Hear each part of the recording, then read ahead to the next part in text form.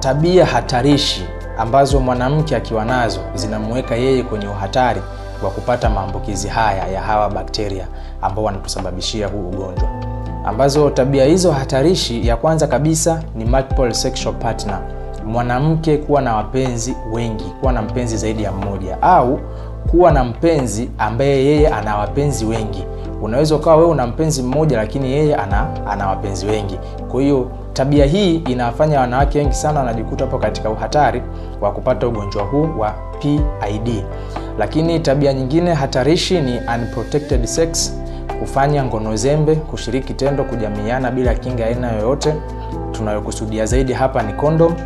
Lakini tabia nyingine hatarishi ni previous history of sexually transmitted infection or previous history of pelvic inflammatory disease. Kama mwanamke amewahi kuumwa magonjwa ya ngono, magonjwa ya zinaa, tunazungumzia kuna gonorea, kuna kaswende, lakini pia kuna maambukizi mengine ambayo yanahusiana na ngono zembe. Kama mwanamke ana historia ya kuumwa magonjwa kati ya magonjwa haya, yeye yupo katika hali ya uhatari ya kupata ugonjwa huu wa PID. Lakini pia kama mwanamke amewahi kuwa na historia ya kuumwa ugonjwa huu, basi huyu ugonjwa huu unaweza ukampata tena endapo ule ugonjwa mwanzo haukutibiwa vizuri au hakutibiwa kabisa.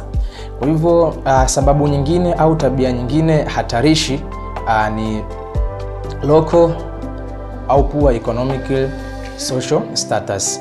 Lakini kama mwanamke ana hali duni ya kiuchumi, hii nayo pia inamweka yeye kwenye uhatari wa kupata ugonjwa huu wa PID. Na hii ni kwa sababu tunajua wanawake ambao wapo katika hali duni inakuwa ni ngumu wao kuhudhuria kwenye mahospitali, kwenye vituo vya afya kadhalika kwa ajili ya kwenda kufanya uchunguzi wa afya. Kwa hiyo unakuta hawa wanakuwa wana delayed diagnosis, kwamba wanakuwa wanachelewa kugundulika kama wana ugonjwa huu wa PID. Kwa hivyo hawa wanakuja kujikuta wanakuja kugundulika tayari ugonjwa ushakuwa ni wa muda mrefu. Kwa hiyo tabia hatarishi hapa ni kuwa na kipato kidogo cha kiuchumi ambacho kingemwezesha mwanamke kwenda hospitali kwa ajili ya kufanyiwa uchunguzi wa kitaalamu ili kujua afya yake.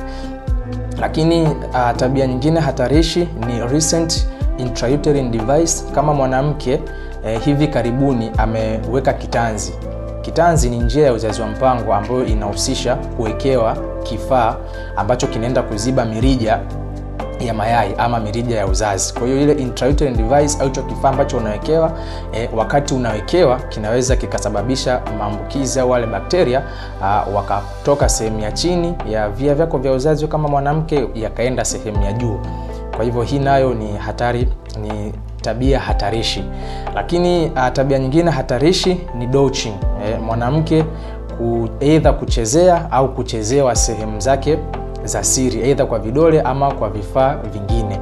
Hii nayo inakuweka kama mwanamke kwenye uhatari wa kupata ugonjwa huu wa pelvic inflammatory disease.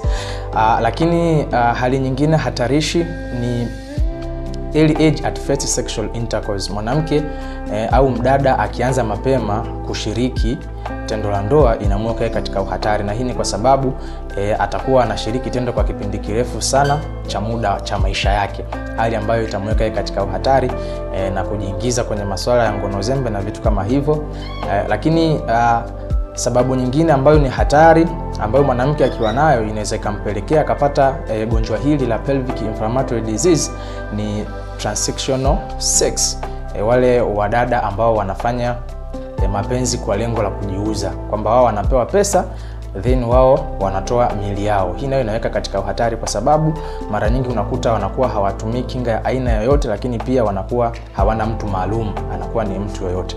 Kwa hiyo hizi zilikuwa ni sababu hatarishi ambazo mwanamke ukiwa na moja kati yapo zinakuweka wewe kwenye uhatari wa kupata gonjwa hili la pelvic inflammatory disease, ambapo sababu hatarishi zaidi ikiwa ni magonjwa ya zinaa. Mwanamke kama umewahi kuwa na magonjwa ya zinaa, inakuwa ni hatari zaidi kwa wewe kupata gonjwa hili la PID au pelvic inflammatory disease.